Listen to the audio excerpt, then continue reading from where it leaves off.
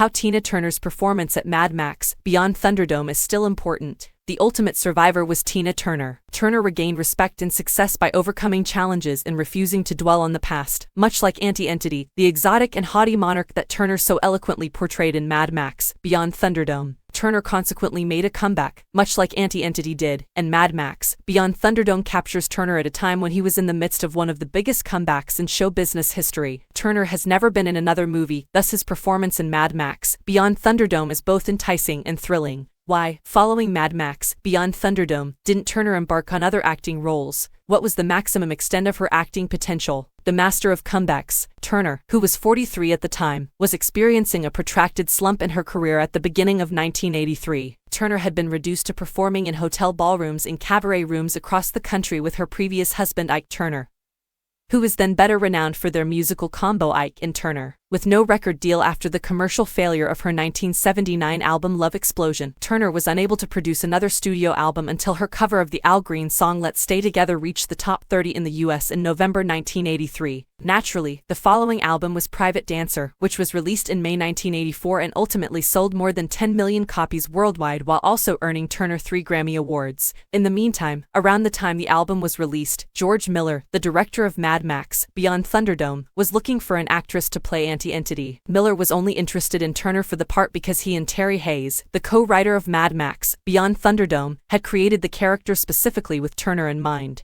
Turner passed away on May 24, 2023, at the age of 83. Miller published a moving memorial of Turner in The Guardian, regarding Turner's selection to play Auntie Entity and the attributes Turner brought to the role. Miller wrote, "I was familiar with her music when we were filming Mad Max Beyond Thunderdome, but what really pulled me to her was her persona, especially for the part of Auntie Entity. I understood the source of the music and the source of her strength. Anyone who survives in this Mad Max environment, let alone becomes a dominant power, has had to endure several challenges that would ordinarily make someone weaker. As we were writing about Auntie Entity, we would always say, oh, someone like Tina Turner. The only person we could think of was her. She was the only person we ever questioned, as it turned out." Mad Max Beyond Thunderdome is dominated by Tina Turner. Mad Max Beyond Thunderdome begins with the sound of Tina Turner singing One of the Living over the opening credits rather than Mel Gibson's Max, the movie's titular hero. In addition, Turner sang the popular song We Don't Need Another Hero during the movie's end credits. Despite the film's innovative technical credits, Mad Max Beyond Thunderdome did not receive any significant cinematic accolades. However, Turner's song One of the Living earned her her 4th Grammy Award in the previous 2 years and her 5th Grammy Award overall.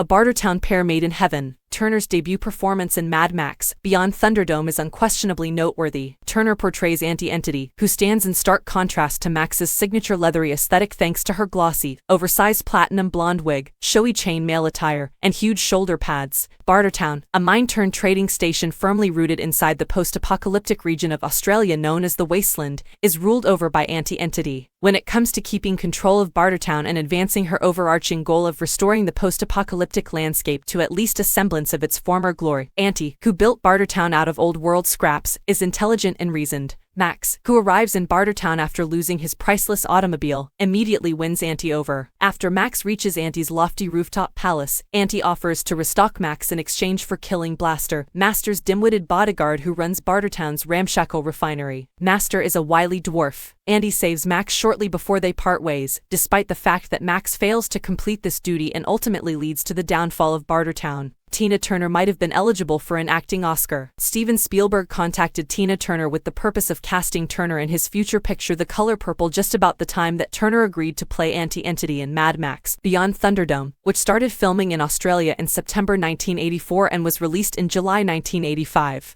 The Color Purple, which started filming in June 1985 and was released in December 1985, is a film adaptation of the same titled book by Alice Walker that chronicles the tale of a group of African American women in rural Georgia in the early 20th century. Shug Avery, also known as Queen Honeybee, is a beautiful but promiscuous blues singer who is viewed as a morally dubious lady by the other characters in the movie and the book. Spielberg wanted Turner to play the lead part of Shug Avery. Even though Spielberg's interest in Turner made her feel flattered, Turner ultimately declined the part because it was too similar to her own life, particularly her turbulent marriage to Ike Turner, whom Tina Turner wed in 1962 and divorced in 1978. Margaret Avery was cast in the place of Shug Avery, and for her work, she was nominated for a Best Supporting Actress award.